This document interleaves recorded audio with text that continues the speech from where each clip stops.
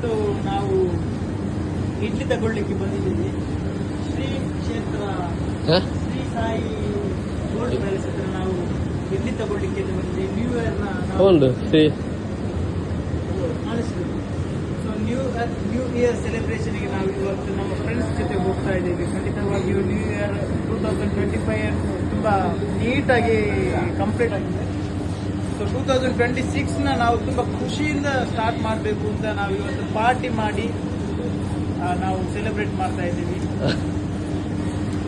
ಇಲ್ಲಿ ಹೋಗಿದೆ 20 ಇಡ್ಲಿ.